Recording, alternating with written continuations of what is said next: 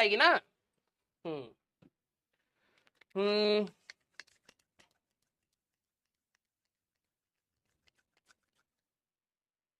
Hello, कहाँ गए call? उठाओ बेटा कॉल। सर वाई कोऑर्डिनेट में माइनस कैसे, कौन सा क्वाड्रेंट आ रहा है बेटा? अरे हमारे पास फोर्थ क्वाड्रेंट आ रहा है ना, तो फोर्थ क्वाड्रेंट में तो वाई नेगेटिव ही होता है। लाइन कट क्यों नहीं हुआ? अरे जनरल डायग्राम बनाया है, जनरल, वो कैलकुलेशन बता रही है कि भाई उसको कट करके आगे जा चुका है।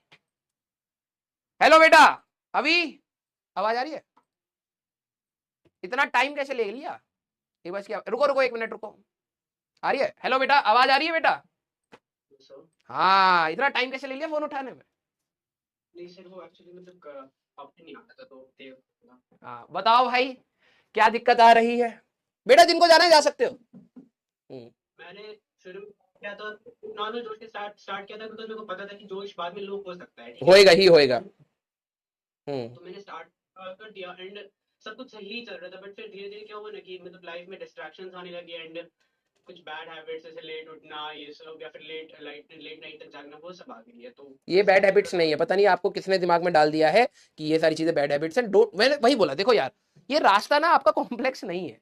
अगर आपको किसी ने बोला है कि ये बैड हैबिट है कि अगर आप लेट उठ रहे हो, नहीं ऐसा नहीं। अगर आप लेट नाइट तक पड़े हो, ध्यान सुनना मेरी बात को, अगर आप लेट नाइट तक पड़े हो, ठीक है, आपने अपना टाइम वेस्ट नहीं किया है, आपने यूटिलाइज करा है, तो ऑब्वियस सी बात है कि आपकी बॉडी थकेगी, और जब बॉडी थकेगी यू नीड रेस्ट, अदरवाइज आपकी एफिशिएंसी हर दिन कम होती चली जाएगी। आप 6 घंटा बैठ के पढ़ रहे हो लेकिन दिमाग शांत नहीं रहेगा। This is not a bad habit. First of all, don't over pressurise yourself with all these things, okay? हाँ सर, मतलब लाइक नॉट इवन 1.5 आवर का भी फोकस मेंटेन नहीं हो पा रहा है, बीच बीच में डिस्ट्रैक्ट हो जाता हूँ एंड एक बात बोलूंगा जाने से पहले, ध्यान से सुनना बेटा। अभी सारे बच्चे जितने भी जुड़े हुए हैं, एक बात फील करना, जब तुम अपने जेई के, अभी गर्मी कितनी है ना तगड़ी? हाँ सर, बहुत अब कुछ ज्यादा है। दिन पहले जेई एडवांस का पेपर हुआ है, हाँ या ना? तुम्हारा भी एडवांस का पेपर जब भी होगा इसी समय ही होगा। गर्मी कितनी होगी?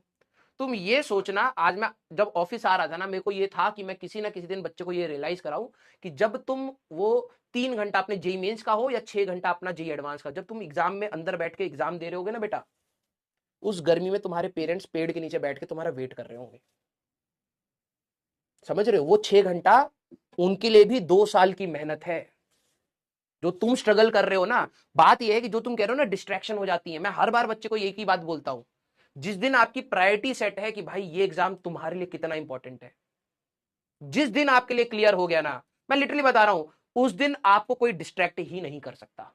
जिस दिन आपको ये रहेगा ना, जिस दिन मैं एग्जाम में बैठूंगा ना भाई, अंदर मेरे पापा मम्मी हो सकता है धूप में किसी पेड़ के नीचे छाव में बैठ के बस वेट कर रहे होंगे, आज मेरा बेटा कुछ अच्छा कराएगा या आज मेरी बेटी कुछ अच्छा कराएगी, और हमारी शायद घर की सिचुएशन बेटर हो जाए। समझ रहे हो? जिस दिन आपको ये फील हो गया कि वो 3 घंटा जब पापा धूप में बैठ के मेरा वेट कर रहे होंगे और मैं एग्जाम के बाहर आऊंगा ना, तो वो वर्थ इट होना चाहिए।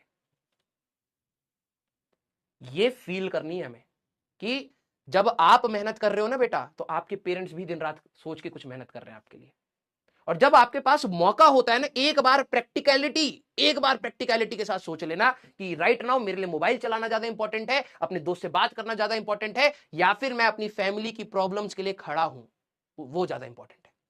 जिस दिन आपने अपनी प्रायोरिटी सेट कर ली ना, यार मेरे लिए पढ़ाई है, मैं जितना कर सकता हूं उतना तो करूं, उसके बाद आप देखो डिस्ट्रैक्शंस क्या होती हैं। और ये चीज ही टफ है जब आप अपने आप को बार बार मना रहे हो कि मेरे लिए भाई ये इंपॉर्टेंट नहीं है।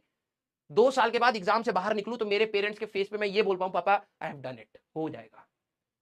तुम बिलीव नहीं कर सकते बेटा, वो जो खुशी होती है ना, जब आप एग्जाम हॉल से निकलते हो और आप एक स्माइल के साथ निकलते हो, तो आपके पेरेंट्स की स्माइल कितनी बड़ी होती, कितना प्राउड फील होता है, आप अभी फील नहीं कर पाओगे। और अगर आपका फेस हल्का सा डल है ना, तो आप बिलीव नहीं कर सकते कि कितने सपने पापा के दिमाग में या आपके मदर के दिमाग में टूटते हैं। क्योंकि हम लोग सभी लोग मिडिल क्लास फैमिली से बिलोंग करते हैं बेटा। हमारे को ऊपर बढ़ने का कोई और जरिया नहीं है, सिर्फ और सिर्फ एजुकेशन है। और जब आप पढ़ रहे हो ना, तो दिलो दिमाग से पढ़ो, खुल के पढ़ो, जितना पढ़ सकते हो। नहीं हो रहा सवाल, डिप्रेस मत हो और पढ़ो, क्योंकि हमारे पास और कोई जरिया ही नहीं है आगे बढ़ने का। जब आप कह रहे हो डिस्ट्रैक्शन की बात, तो क्या आपकी फैमिली की सिचुएशन डिस्ट्रैक्शन दूर कर पाएगी? नहीं कर पाएगी। और ये प्रैक्टिकलिटी जिस दिन आपके दिमाग में बैठ गई ना कि यार मेरे को यहां से ऊपर उठने के लिए मेरे को भगवान ने सिर्फ एक मौका दिया है, दैट इज पढ़ाई। और कुछ दिया है क्या हमें? क्या हमें करोड़ों की संपत्ति दी है? नहीं दी ना। क्या हमारे घर पे कोई भाई बहन जब हमारे भी पढ़ रहे थे क्या करोड़ कमा रहे थे? कुछ नहीं था भाई। खेती बाड़ी पे चल रहा था काम, सब कुछ सही से कर रहे थे। हमारे को तो पापा मम्मी ने पढ़ा दिया, यही हमारे लिए बहुत बड़ी बात है यार। सच बात तो ये, हम 4 भाई बहन है भाई। उस समय 4 भाई बहनों का खर्चा, स्कूल का, कपड़े का, ड्राइंग का, ये वो नहीं हो पाता इतना मैनेज। तो मेरे को तो अपनी 6ठी क्लास में ये चीज फील हो गई थी यार कि मैं इस तरीके की लाइफ नहीं जीना चाहता। भले मेरे पापा बेस्ट करके दे रहे हो, लेकिन I don't want to live this life. और मैंने 5वीं क्लास तक मैं फेल होने की कगार पे रहता था, लेकिन 6ठी क्लास में मैं टॉप में आना लग गया, क्योंकि अपने आप रियलाइजेशन हो गया कि मेरे लिए पढ़ाई के अलावा कुछ भी नहीं है। मैं अपने दोस्तों को देखता था, वो बहुत अच्छी अच्छी चीजें करते थे, लेकिन मेरे को कभी वो इंटरेस्ट ही नहीं करती थी। क्यों? क्योंकि मेरे को पता है मेरी रियलिटी क्या है। मेरे को ये पता है कि मेरे को कौन चीज ऊपर ले जा सकती है, वो सिर्फ और सिर्फ पढ़ाई है भाई। मैंने पढ़ाई के अलावा कुछ नहीं किया उसके अलावा। जब मेरे को समझ आ गया, और वही मैं कह रहा हूं, जिस दिन तुम्हें समझ आ जाएगी ना कि वो 3 घंटे पापा जब धूप में बैठे होंगे तो वो वर्थ इट होने चाहिए, ठीक है, अपने आप डिस्ट्रैक्शन साइड हो जाती है बेटा। वही है सर, मतलब पढ़ाई में मैं 10th में ही आकर सीरियस हुआ। मतलब मैं मिनिमाइज हो गया क्या? बोल बोल बेटा। मतलब जब जब मैं 10th में आया तभी आकर मैं पढ़ाई में थोड़ा सीरियस हुआ। मतलब थोड़ा क्या, बहुत ही हो गया था। मतलब एज कम्पेयर टू 9th में, 8th क्लास में फेल हो चुका हूँ एक बार। 9th में मार्क्स नहीं रहे थे, बट हाँ 10th में आके मैंने बहुत सारी इंप्रूवमेंट की। बट जो 10th की कंसिस्टेंसी मैंने मेंटेन करके रखी थी, 11th में आके वो खत्म हो गई, बिकॉज जो बीच में ब्रेक मिला था ना, उससे लाइफ में बहुत सारे डिस्ट्रैक्शंस आ गए। तो ये समझ कि 14 लाख बच्चे हैं और ये प्रॉब्लम सभी के साथ है। मैंने तुम्हें क्लास में बताया होगा कि जितना तुम लैडर में ऊपर जाओगे उतनी स्ट्रगल आएंगे। अभी तू क्या है ना, तू थोड़ा सा कंसिस्टेंट होगा तो तेरे को दूसरी प्रॉब्लम आएगी कि सर मेरे से टफ सवाल नहीं हो रहे, तो तू उनको सॉल्व करना स्टार्ट करेगा। फिर एक आएगा, सर मेरे से इरोडोव नहीं हो रही। प्रॉब्लम सेट हमारी लाइफ से कभी नहीं हटने वाली। कोई अगर तुम्हें ये बोल दे कि बेटा तू पढ़ लेगा तो तू सक्सेसफुल हो जाएगा, इस सेंस में कि अब कोई प्रॉब्लम नहीं आने वाली, ऐसा कभी नहीं होगा। तेरे पास आज की डेट में कोई प्रॉब्लम है क्या? है कि सर मेरे को डिस्ट्रैक्शन हो रही है। तो एक बार तू अपने लिए क्लियर कर कि हाँ तेरे लिए क्या इंपॉर्टेंट है, वो धीरे धीरे कम कर।